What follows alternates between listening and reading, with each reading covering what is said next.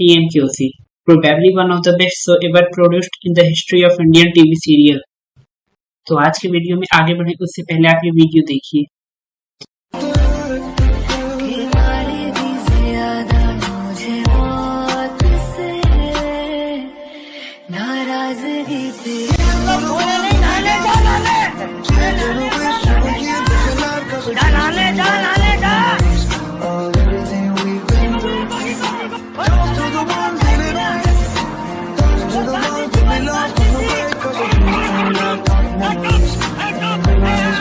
तो वीडियो देख के आप समझ ही गए होंगे कि आज के इस वीडियो में हम बात करने वाले हैं टॉप 10 रीजन के बारे में जिसकी वजह से हमारा फेवरेट शो अब एक फ्लॉप शो बन के रह गया है। लेकिन उससे पहले क्विक रिकैप TMQC के बारे में। ये शो 28 जुलाई 2008 में एक सेवियर की तरह आया जब इंडियन टीवी पर केवल सास बहू के लड़ाई झगड़े दिखाए जाते थे। इस शो की IMDb रेटिंग 8.2 आउट ऑफ 10 है। TMQC के कॉमेडी जॉनरा ने लोगों का नजरिया ही बदल दिया था टीवी देखने का। आप सब ये वीडियो लास्ट तक देखिएगा क्योंकि लास्ट में मैं एक ऐसे शो के बारे में बताऊंगा जिसमें TMQC को टक्कर देने की काबिलियत थी और एक ऐसे शो के बारे में बताऊंगा जिसमें TMQC को टक्कर देने की काबिलियत थी। तो यहाँ का दादा है तू? हाँ, दया AKA दिशा बकानी। दया के शो छोड़ने की वजह से TMQC को जितना बड़ा झटका लगा है उतना शायद ही किसी और कैरेक्टर के शो छोड़ने से लगा हो। पर आप तो दया की पॉपुलैरिटी जानते ही हैं, इसीलिए तो उन्हें अभी तक किसी भी कैरेक्टर से रिप्लेस नहीं किया गया है और शायद ही उनके लेवल के एक्टर TMQC प्रोड्यूसर या डायरेक्टर ढूंढ पाए। जिन एक्टर्स ने शो छोड़ दिया उन सबको नए कैरेक्टर से रिप्लेस कर दिया गया, जो कि जाहिर सी बात है ऑडियंस को पसंद नहीं आया। जिन एक्टर्स को हम बचपन से देखते आ रहे हैं उन्हें बदलता देख हमें बिल्कुल अच्छा नहीं लगता। एक्टर जैसे अंजलि, सोडी, टप्पू ने इस शो को इसलिए छोड़ दिया क्योंकि 12 साल से उन्हें एक ही रूटीन फॉलो करना पड़ता था जिससे वो बोर और तंग आ चुके थे। बाकी सब एक्टर जैसे कि बावरी, सोनू ने अपने पर्सनल रीजन के चलते शो छोड़ दिया। वहीं डॉक्टर हाथी की डेथ हो गई थी इसलिए उनके कैरेक्टर को ओल्ड डॉक्टर हाथी से रिप्लेस कर दिया गया। चंपक चाचा। शुरुआती दिनों में चंपक चाचा को देखकर बहुत मजा आता था। जिस तरह वो अपने फेस का एक्सप्रेशन चेंज करते थे और जेठालाल पे बात बात पर गुस्सा होते थे, वो सब एकदम बंद कर दिया गया है। अब इन्हीं शो का सबसे बुद्धिमान पढ़ा लिखा इंसान दिखाया जाता है। मैं मेरे पंटा स्टूडियो में रहते हैं, दिन रात काम करे जमकर, बीट पे है फ्लैम बॉय, खड़े नहीं रहने का, चल छोटे जम जम जम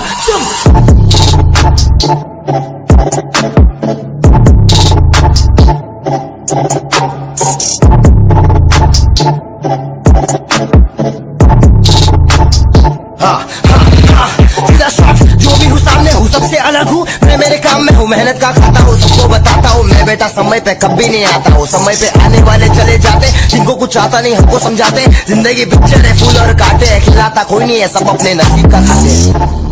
जंप जंप जंप जंप। मैं मेरे पंटा स्टूडियो में रहते हैं, दिन रात काम करे जमकर, बीट पे है फैमिली, खड़े नहीं रहने का, चल छोड़े जमकर, चल छोड़े जमकर। मैं मेरे पंटा स्टूडियो में रहते हैं, दिन रात काम करे जमकर, बीट पे है फैमिली, खड़े नहीं रहने का, चल छोड़े जमकर जमकर। बाघा पहले बहुत ही सीरियस और फनी हुआ करता था और पंच लाइन और कॉमेडी टाइमिंग बहुत ही परफेक्ट हुआ करती थी, पर अब ये सब एकदम बाघा के अंदर से चला गया है।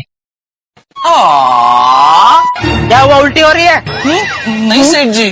क्यों कर रहा है? जब भी वो बोलती है कि बागेश्वर जी मुझसे कितना प्यार करते हैं, तो हर बार क्यों करता है? अगर नहीं पसंद है बाबू तो तोड़ दे सगाई। हर बार वो क्या कर रहा है? नहीं सेठ जी, ये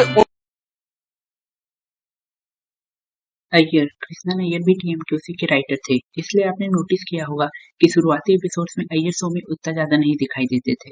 पहले के राइटर राजू उदेद्रा, राजेन उपाध्याय एंड तिमिर बख्शी थे, जो कि मस्त स्टोरी एकदम मिडिल क्लास पे फोकस करते हुए लिखते थे और जिन टीवी सीरियल से लोग अपने आप को कनेक्ट कर पाते हैं वही शो पॉपुलर होता है। और किन्हीं वजह चलते इन सब राइटर्स को बदल दिया गया। अब TMQC के राइटर्स अब्बास हीरापुरा वाला, जितेंद्र परमार, नीरेन भट्ट हैं, जो कि मेरे ओपिनियन में एवरेज से थोड़ा लो ही कॉमेडी टाइप स्टोरीज लिख पाते हैं। In fact last year one of TMQC writer committed suicide due to some financial trouble. Dilip Joshi sir यानी कि जेठालाल ने एक इंटरव्यू में क्या कहा है आप देखिए। Tarak Mehta writing is degraded now, agree? I don't think so. Has it like Well, I don't know what you mean by degraded now, Aditya. But I have a question. हाँ जी, नहीं बताइए. हाँ नहीं यही है कि अभी जैसे 12 साल है हाँ जी. तो राइटर्स भी अभी और नॉर्मली क्या होता है कि जब आपको क्वांटिटी जब आप देखते हैं तो वहाँ कहीं ना कहीं क्वालिटी सफर होती ही होती है. पहले वीकली अगर हम करते थे क्योंकि हमारे पास राइटर्स के पास बहुत टाइम होता था, 4 एपिसोड लिखे, अभी वापस दूसरे 4 एपिसोड अगले महीने शूट करने हैं, तो they have the whole month to write. अभी ये क्या है, ऑलमोस्ट लाइक अ फैक्ट्री हो गया है. Every day the writer has to write, they have to find new subjects. So, after all, they are also human beings. So I agree that all the episodes cannot be of that level when you're doing a daily show for such a long time. आपके टीएमक्यूसी के jokes बहुत ही normal हो गए हैं. बहुत से jokes और punchline हम सब ने कई बार सुन लिए हैं और अब हमें वो सब बोरिंग लगते हैं. पहले शो की जेंट्स मंडली एक दूसरे के प्रोफेशन पर जोक मारती थी, स्पेशली जेठालाल, अय्यर और भिड़े का, जो कि दोस्तों में बहुत कॉमन है. और अब ये सब एकदम बंद कर दिया गया है. अब बबीता और जेठा के बीच में रोमांस एंगल भी नहीं दिखाया जाता. पहले सोसाइटी वाले स्पेशली तारक मेहता कंट्री के कंडीशन जैसे कि महंगाई, बेरोजगारी, भूखमरी पर चर्चा करते थे और नेताओं पे बहुत ज्यादा व्यंग भी करते थे. तारक मेहता शो एक ऐसा शो है जिसके लाखों करोड़ों फैंस हैं, इसलिए वो जो भी कहते हैं वो सोसाइटी में बहुत ज्यादा फर्क डालता है. उन्हें अपनी इस बड़ी सी ऑडियंस का यूज करना चाहिए और गवर्नमेंट के अंदर जो भी गलत चीजें हो रही जैसे कि महंगाई बढ़ रही है, बेरोजगारी है, उस चीज को एक सार्कास्टिक वे में रिप्लाई देना चाहिए, जो कि पहले होता था पर अब एकदम बंद कर दिया गया है. आप सबको पता होगा कि टीएमक्यूसी की पूरी cast including producer, director BJP के लिए कैंपेन करते हैं. जब भी बीजेपी गवर्नमेंट के अंदर कोई भी नए रूल्स, रेगुलेशन या फिर कैंपेन आते हैं तो टीएमक्यूसी वाले उसे बहुत बढ़ा चढ़ा के दिखाते हैं, जिसमें कोई बुरी बात तो नहीं है. इनफैक्ट स्वच्छ भारत अभियान में टीएमक्यूसी ने बढ़ चढ़ कर हिस्सा लिया. तारक मेहता के उल्टा चश्मा, उस पूरी टीम को मैंने कहा है कि आप भी इस काम को मैं निमंत्रण देता हूं, करिए, जिसका सोसाइटी पर बहुत ही पॉजिटिव इम्पैक्ट रहा और लाखों की संख्या में लोग टीएमक्यूसी के इस कैंपेन से इंस्पायर होकर अपने आसपास की जगह की सफाई रखने लगे. पर प्रॉब्लम वहां आ जाती है जहां पर टीएमक्यूसी शो गवर्नमेंट का डार्क साइड नहीं दिखाते. अगर आप किसी भी गवर्नमेंट का पॉजिटिव साइड दिखा रहे हैं तो उसका डार्क साइड भी आपको दिखाना चाहिए. पहले टीएमक्यूसी की cast specially Tarak Mehta government के पॉजिटिव और नेगेटिव साइड दोनों के बारे में बात करते थे, लेकिन अब केवल पॉजिटिव साइड ही दिखाया जाता है. अब बात करते हैं स्पॉन्सर्स के बारे में. आप सबको सिंगापुर वाला ट्रिप याद होगा. ये trip Thomas and cook travelling company ने स्पॉन्सर किया था ताकि टीएमक्यूसी की कास्ट टूरिज्म ऑफ सिंगापुर को प्रमोट कर सके. ये सब एपिसोड्स बहुत ही फोर्सफुली लिखे गए थे. इस स्टोरी में सस्पेंस अच्छे से क्रिएट ही नहीं हो पाया था. मुझे लगता है कि टीएमक्यूसी की 80% ऑडियंस ने ये गेस कर लिया था कि स्टोरी के मुताबिक इस ट्रिप को स्पॉन्सर आसित कुमार मोदी ने किया था. ऐसा लगता है कि टीएमक्यूसी शो के राइटर्स को कंटेंट की कमी पड़ गई है, क्योंकि वो अब सारे एपिसोड बहुत लंबा खींचते हैं, जिसकी वजह से शो बहुत ही बोरिंग और इरिटेटिंग हो जाता है. अगर हम सब अभी चल रहे रंगचरण रिसॉर्ट की बात करें तो उसे देखकर अब बोरियत होती है. वही स्टोरी के अकॉर्डिंग पहले जब टीएमक्यूसी की कास्ट कहीं घूमने जाती थी तो वो सारी स्टोरीज मैक्सिमम 2-4 एपिसोड्स में खत्म हो जाती थी. इससे ऑडियंस बोर भी नहीं होती थी और उन्हें मजा भी आता था. पर अब छोटी से छोटी चीज को इतनी डिटेल में दिखाया जाता है कि वो स्टोरी को इंटरेस्टिंग बनाने की बजाय उसे बोरिंग बना देता है. जिन लोगों ने टीएमक्यूसी के सारे एपिसोड्स देख रखे हैं वो सब टीएमक्यूसी शो की कुछ स्टोरीज पहले से प्रेडिक्ट कर सकते हैं, जैसे कि पोपटलाल की कभी भी शादी नहीं होगी चाहे जो हो जाए. कोई आउटसाइडर सोसाइटी में कुछ प्रॉब्लम क्रिएट करेगा लेकिन बाबूजी के एक भाषण से उसका हृदय परिवर्तन हो जाएगा और फिर हैप्पी एंडिंग हो जाएगी. पार्टी सार्टी का प्लान सोसाइटी की जेंट्स मंडली मिलकर बनाएगी, पर उनके इस प्लान के बारे में सबको पता चल जाएगा. फिर बाबूजी उन सब पर गुस्सा करेंगे और फिर वही पुरानी घिसी पिटी स्टोरी. तारक मेहता कभी भी फास्ट फूड खाने में सक्सेस नहीं पा पाएगा. बहुत सी स्टोरीज की एंडिंग को सपने का नाम दे दिया जाता है और इतनी फालतू एंडिंग की जाती है कि बहुत तेज से गुस्सा आता है. अब टीएमक्यूसी वाले फेस्टिवल्स को पहले की तरह सेलिब्रेट नहीं करते. पहले तो वो छोटे से छोटे फेस्टिवल को धूमधाम से सेलिब्रेट करते थे, लेकिन अब केवल कुछ फेस्टिवल को सेलिब्रेट किया जाता है, जैसे कि होली, नवरात्रि. अब इन्होंने दिवाली तक को सेलिब्रेट करना बंद कर दिया है. Happy Diwali, happy Diwali. Function. अब सोसाइटी में कोई फंक्शन पहले की तरह नहीं होता। पहले हर फेस्टिवल के साथ साथ कुछ फंक्शन भी ऑर्गेनाइज किया जाता था, पर अब जब फेस्टिवल ही नहीं सेलिब्रेट किया जाता तो फंक्शन तो दूर की बात है। अब टीएमकेओसी के कास्ट कोई भी मेंबर बात बात पर संस्कारी हो जाते हैं। मैं मानता हूँ संस्कारी होना बुरी बात नहीं है, पर पहले जैसे शो में थोड़ी बहुत लड़ाई झगड़े दिखाए जाते थे, अब एकदम नहीं दिखाया जाता। अब थोड़ी सी लड़ाई क्या होती है, पूरी सोसाइटी के लोग इकट्ठा हो जाते हैं और ज्ञान की बात करने लगते हैं। संस्कारी होना दिखाना चाहिए, पर इतना भी नहीं कि उसकी वजह से शो अपनी वैल्यू खो दे। जेठालाल पहले एक नंबर का बबूचक था और हमें उसे वैसे ही देखने में मजा आता था।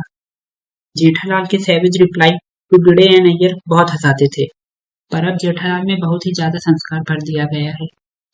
पर अभी भी ये शो केवल जेठालाल की वजह से चल रहा है। अगर जिस दिन जेठालाल ने ये शो छोड़ दिया उस दिन ये शो पक्का बंद हो जाएगा।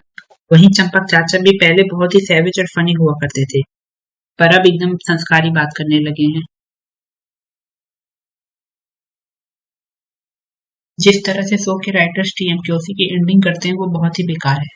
जिस स्टोरी की एंडिंग वो 2-3 एपिसोड में ही कर सकते हैं उसे वो लंबा खींच के 5-6 एपिसोड तक ले जाते हैं, जिसकी वजह से स्टोरी बहुत ही बोरिंग लगने लगती है और इसमें कॉमेडी का नामो निशान तक नहीं होता। अगर हम सभी अभी आ रहे सब टिपिकल और वागले की दुनिया का कंपैरिजन तारक मेहता के उल्टे चश्मा से करें तो हमें ये पता चलता है कि वागले की दुनिया की स्टोरी बहुत ही छोटी होती है। उनकी स्टोरीज की मैक्सिमम लेंथ 2 से 3 एपिसोड तक ही होती है और उनमें कॉमेडी कंटेंट भर भर के होता है। और हम अब उस शो के बारे में बात करते हैं जिसमें टीएमकेओसी को टक्कर देने की काबिलियत थी। इस शो का नाम है FIR। ये शो सब टीवी पर ही टेलीकास्ट होता था। इसमें जेठालाल और बाबूजी ने एक स्पेशल कैमियो भी किया था। इस शो का फर्स्ट एपिसोड 31 जुलाई 2006 को टीवी पर टेलीकास्ट हुआ था और इसका लास्ट एपिसोड 23 जनवरी 2015 को। FIR में टोटल 1323 एपिसोड्स हैं। ये शो क्यों बंद हुआ ये किसी को नहीं पता। अगर आप में से किसी ने ये शो देखा है तो कमेंट सेक्शन में जरूर बताइएगा कि ये शो आपको अच्छा लगता था कि नहीं। और जिन लोगों ने ये शो नहीं देखा है वो यूट्यूब पर इसे देख सकते हैं। टाइम क्या हो रहा है गोपी? Well, it's नौने-पाँव। I mean पौने-9। गोपी कहाँ है? आपके सर पे है मैडम। दुनिया से लगाव ना है? You want to meet God? Madam आप बिना एक नंबर की होनी है। मैडम मैं गलत क्या कहा मैंने? सही क्या है इसमें? मैडम मैंने कहा कि गोपी आपके सर पे है, मतलब गोपी को आपने सर पे चढ़ा रखा है ना, इसलिए। ऐसा कैसा कैसा क्या तू? मुंह से। अब हम सब उस शो के बारे में बात करते हैं जिसमें टीएमकेओसी को टक्कर देने की काबिलियत है। वो शो सब टीवी पे ही आता है, उसका नाम है वागले की दुनिया। इसके एपिसोड्स बहुत ही छोटे होते हैं और फनी होते हैं और एंड में एक मैसेज भी देते हैं। आई एम 100% श्योर कि हम सब ये शो अपने पेरेंट्स के साथ देखते होंगे। मैं पर्सनली तो इसको देखता हूँ, आप सब बताइए कमेंट सेक्शन में कि आप देखते हैं या नहीं। और अगर मुझको टीएमकेओसी और वागले की दुनिया को रैंकिंग पे रखना हो इस वक्त के एपिसोड के हिसाब से तो मैं वागले की दुनिया को फर्स्ट नंबर दूंगा और टीएमकेओसी को सेकंड नंबर।